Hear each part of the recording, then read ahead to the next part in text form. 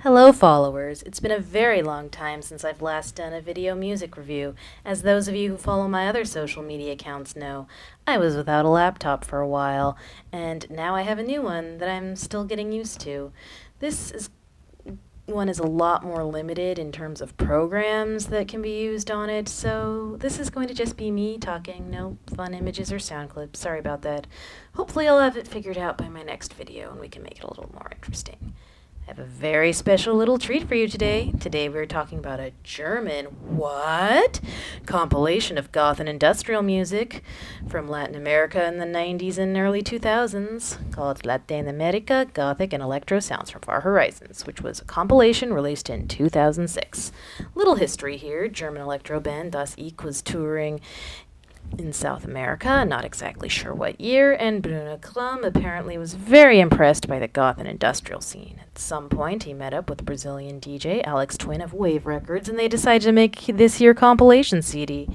As far as I can tell, this was only available in Germany and on physical CD. I had to get it off of Discogs, where I get a lot of my music that isn't easy to come by in the US, where I live, or was on limited release. No, they are not sponsoring me, but they totally should, because I've probably funded at least a year of that website's existence with everything I've bought from them over the years.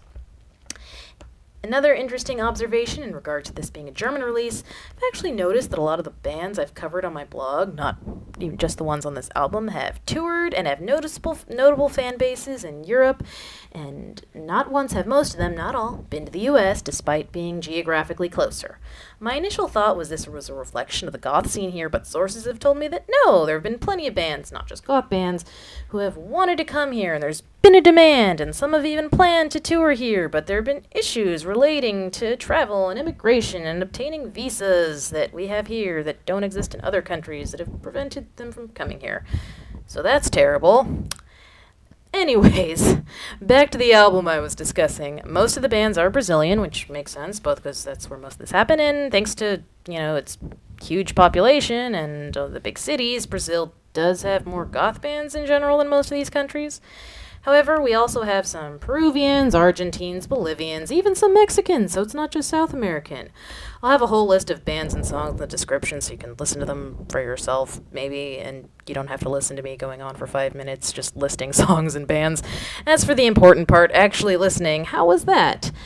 I felt this was not really an album I could just enjoy listening to straight through, but I don't think that's a bad thing, and here's why. This album has 16 different songs of varying genres and subgenres, some of which really don't go together, but I think that speaks for the variety on the album. It did try to group things together, so it wasn't just ethereal songs, cybergoth song, post-punk song. It did try to lump together songs of similar subgenres and order them in a cohesive way, so one led to another in a way that wasn't too jarring. Still, it's better seen just as a compilation than a full listen-through album.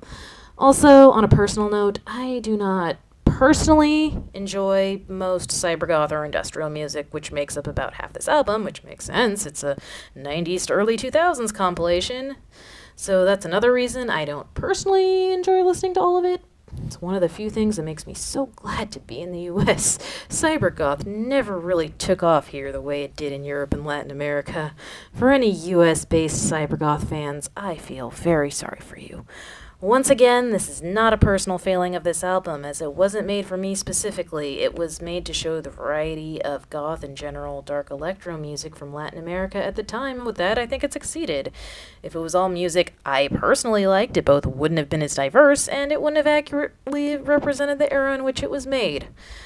On that note, if you are purely one of those super trad 80s goth fans, you probably won't like this album very much. It's a 90s and early 2000s album through and through. There isn't really any of that traditional post-punky sound for the most part, or even the more new wave-based electronic sounds. It's for the most part either cybergoth or ethereal. Also, as I mentioned, there's some industrial, so that's not just goth technically. Side note, to this day, I do not know the difference between cybergoth and industrial from a music standpoint. I know the difference subculturally, but musically, maybe one of you can tell me the difference in the comments. Anyways, that's that. Hopefully, I'll have figured out how to use my new computer within the next few videos, because my much anticipated Costa Rican bands video, which should be second to next if all goes according to plan, is going to need a lot of sounds and visuals. Until next time, bye now!